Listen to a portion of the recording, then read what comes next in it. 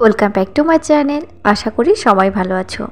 আজকে বাঁধাকপি দিয়ে একটি জলখাবার শেয়ার করব, সাদা মুড়ির সাথে বা চায়ের সাথে খেতে দুর্দান্ত লাগে। তো প্রথমে অর্ধেকটা বাঁধাকপিকে বেশ পাতলা করে কেটে নিয়েছি।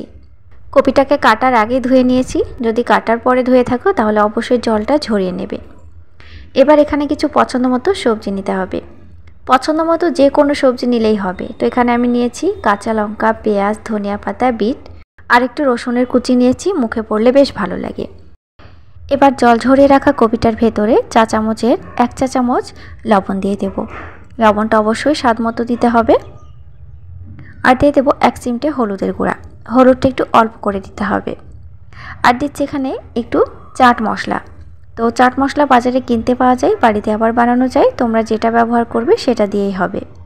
বিকেলে চায়ের সাথে খাওয়ার জন্য আজকে নাস্তাটি একদম পারফেক্ট হবে। ঝটপট বানিয়ে নেওয়া যাবে, আবার পুরোটাই সবজি দিয়ে তৈরি, খেতেও ভালো লাগে।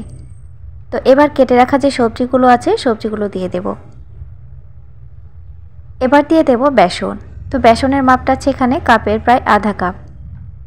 বেসনের বদলে আমরা কর্নফ্লাওয়ার ব্যবহার করতে পারি, সাথে চালের গুঁড়িটাও অর্ধেক করে ব্যবহার করতে পারি। আবার শুধু চালের গুঁড়িও ব্যবহার করা যাবে, তবে আটা ময়দা দুটোর কোনোটা এখানে ব্যবহার করবে না।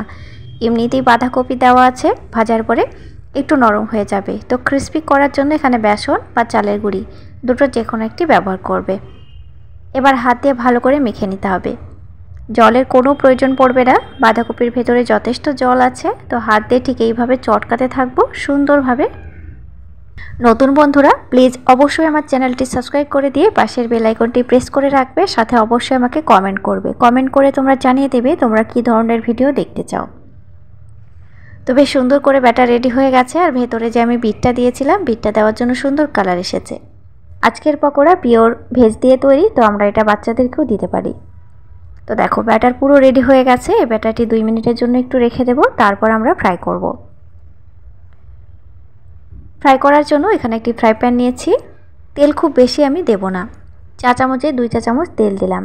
একেবারে কম তেলে ফ্রাই করব, আর কম তেলে ফ্রাই করার জন্য সবাই খেতে পারবে। গ্যাসের আঁচটা মাঝারি থেকে একদম লো আঁচে রাখতে হবে, তারপর আস্তে আস্তে উল্টে পাল্টে ভাজতে হবে যাতে ভেতর থেকে ভালোভাবে ফ্রাই হয়। বাড়তি আর তেল দেওয়ার কোনো দরকার নেই। এক পিঠ হয়ে গেছে, আর এক পিঠ উল্টে দিচ্ছি। দেখো কত সুন্দরভাবে ফ্রাই হয়ে গেছে। গরম গরম খেতে ভীষণ ভালো লাগে, আর এগুলো এখন ভীষণ কুড়মুড়ে হয়েছে। গরম গরম এই পকোড়াগুলো খালি মুখে খেতে খুব ভালো লাগে। সাদা মুড়ির সাথে, চায়ের সাথে খেতেও ভালো লাগে। দেখো অল্প তেলের জন্য আমরা কিন্তু বাচ্চাদেরকেও এগুলো দিতে পারি। এপিট ওপিট করে বেশ লালচে কালার করে ভাজা হয়ে গেছে, বা তেলটা ঝরিয়ে উঠে নিচ্ছি। এই পকোড়াগুলো টিস্যুর উপরে রেখে দেবে, বাটির তেল টেনে নেবে। সুন্দর কালার এসেছে।